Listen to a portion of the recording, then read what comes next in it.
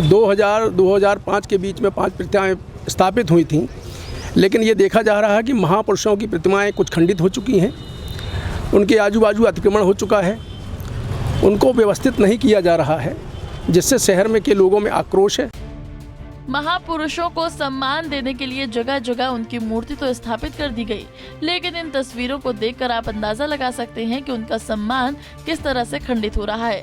दरअसल मंडला नगर पालिका शहर में करीब 11 प्रतिमाएं महापुरुषों की हैं, जो शहर के विभिन्न चौराहों पर स्थापित की गई हैं। लेकिन ये आलम हो गया है कि सिर्फ साल में 2 बार किसी त्योहार पर इनकी सुध ली जाती है। बाकी समय ये प्रतिमाएं अपनी दुर्दशा पर आंसू बहाती ही दिखती हैं। अधिकतर प्रतिमाएं नीचे से ऊपर तक धूल में सन चुकी हैं, कुछ चटक गई हैं तो कुछ दुकानों और पार्किंग के बीच घिस गई हैं। मजबूरन इस मामले में खुल वार्ड वासी ही आगे आए और इन प्रतिमाओं की रंगाई पुताई करके महापुरुषों का सम्मान कायम करने की कोशिश कर रहे हैं।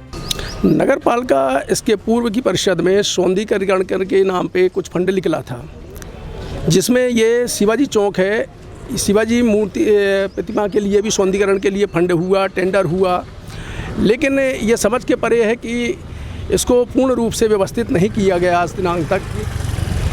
उसी समय नेहरू जी के लिए भी कुछ फंड निकला सौंदर्यीकरण के लिए, उसको पूर्ण कार्य कर लिया गया, लेकिन शिवाजी के साथ ऐसा क्यों किया गया, ये हम लोगों के समझ के परे है।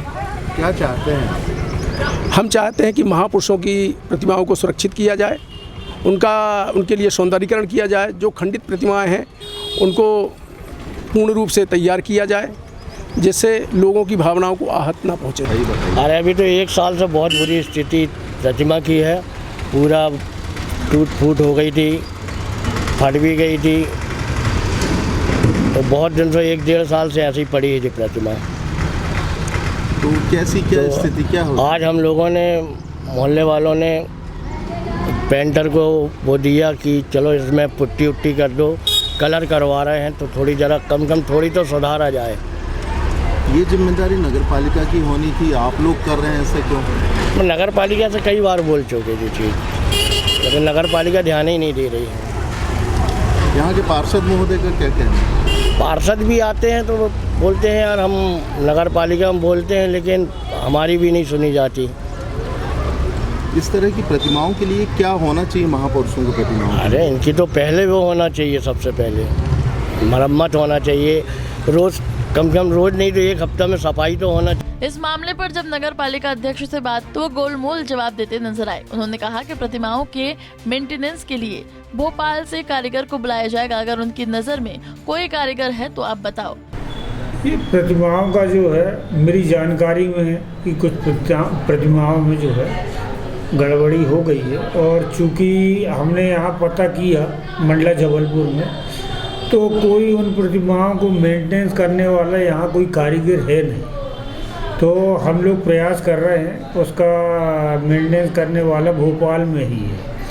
तो भोपाल से जो है हम लोग संपर्क में हैं, और जैसे ही हमारी बात होती है तो व्यक्ति को बुला करके और हम इन प्रतिमाओं का मेंटेनेंस करवाएंगे। इसके लिए जो है हम प्रयासरत हैं, और हमारा जो देश है कि कोई भी तरीके से इन प्रतिमाओं को अच्छे तरीके से मेंटेनेंस कर लिया जाए, यही हमारा मुख्य उद्देश्य है। सौंदर्यीकरण के नाम पर महापुरुषों का ध्यान रखा जा सकता है नगर पालिका क्षेत्र अंतर्गत।